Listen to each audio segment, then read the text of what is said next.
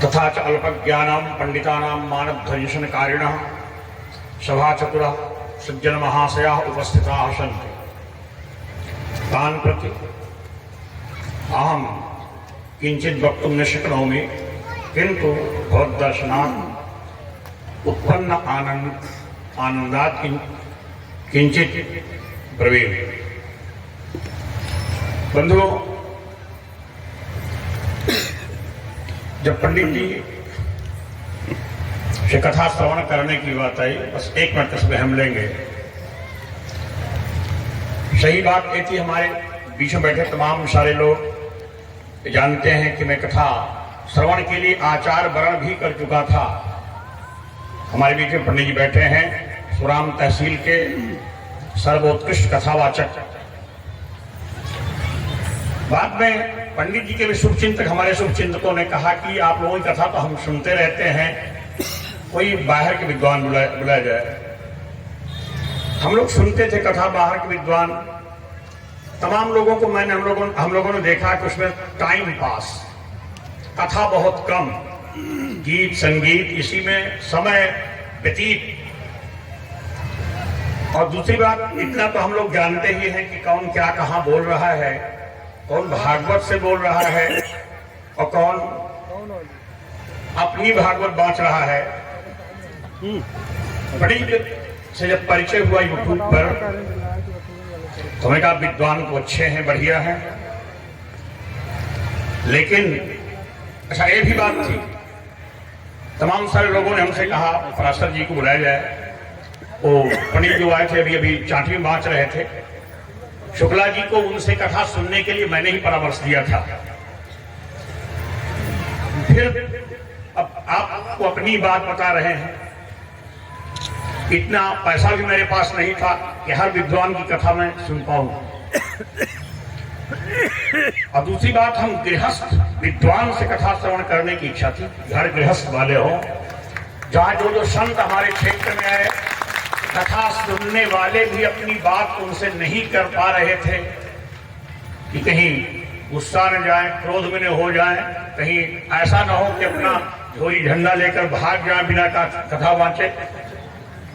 मेरी इच्छा थी कि हम सदगृहस्थ विद्वान से कथा सुनेंगे। पंडित जी से परिचय हुआ तो आपके विषय में हमारे पड़ोस में पराशर जी आए थे, उनसे पूछा गया कि गुरु जी, हम तो पंडित जी से कथा सुनने की बात, हमारे जो लोग वहां थे, पराशर जी लेटे हुए तो उनके बैठ गए। उन्होंने कहा, अरे गुरु जी वो तो बहुत महान है।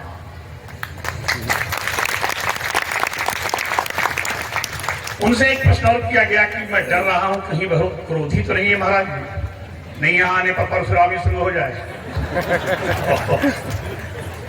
क्योंकि जिस मंच पर हमारा आपका परिचय हुआ था, वो मंच तो हम आपको नहीं बताएंगे, लेकिन वहां स्थिति कुछ ऐसी ही थी। तो लेकिन पराशर जी ने कहा नहीं, बहुत ही सहृदय हैं। तो बानी बात है, विद्वान अनेक वाक्य को सहन तो नहीं कह पाते हैं सब लोग ही। हमारे पड़ोस में पंडित जी थे, पंडित राम सिंह जी मिश्र, शिवोटी पंडित जी, अच्छे व्याकरण, उनको भी लोग कहते बहुत गुस्सा है कि बहुत सरस व्याकरण वाले कुछ ऐसे होते नहीं है। तो पंडित जी से इतना ही निवेदन है कि भीड़ भाड़ में अगर हम लोगों से कोई कहीं कमी हो गई हो, उसे आप क्षमा करेंगे।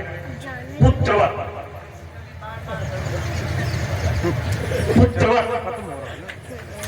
मान करके आप क्षमा कर देंगे।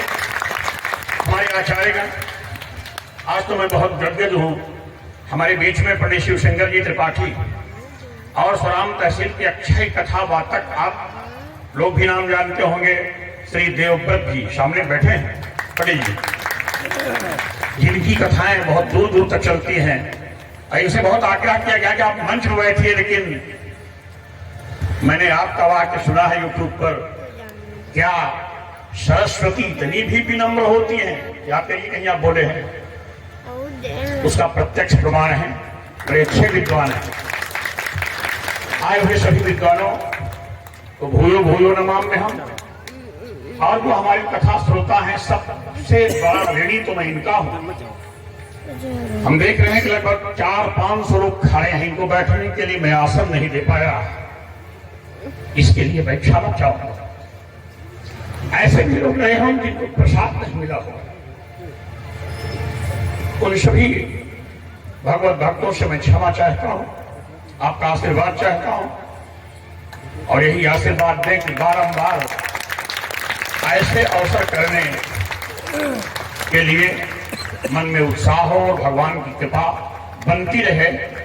इसके अलावा मेरे पास कोई शब्द नहीं है। केवल एक सूचना देंगे, कल पूर्णाहुति है। पूर्णाहुति महाराज जी तो अभी चले जाएंगे 8 बजे तक। पूर्णाहुति के बाद अपने क्षेत्र में जो चढ़ोत्तरी होती है वो कार्यक्रम यही कॉलेज में ही है, क्योंकि वहां जगह इतनी कम है कि दिक्कत हो जाएगी। और 29 तारीख को महाप्रसाद में आप सबसे अनुरोध है, गीता में एक शब्द मैंने पढ़ा है, क्षेत्र और क्षेत्रज्ञ सभी आप ही हैं। अनुरोध यही है कि आप लोग खड़े होकर के भगवान का प्रसाद स्वयं कर लें, स्वयं आने वाले भक्तों को करा दें। भंडारा की व्यवस्था आपके जिम्मे है, उसमें मैं कुछ भी नहीं कर पाऊंगा। आप लोग आकर के निवेदन है, हाथ जोड़कर समाज की बात है, खड़े होकर के उस कार्य को आप संपन्न करा दें। नहीं कोई दिक्कत करा गई तो आपका ही अपमान होगा, कोई हमारा नहीं होगा। गुरु कृष्णचंद्र भगवान की जय। चलो भैया आप लोग अपने स्थान पर खड़े हो जाए, भगवान की आरती।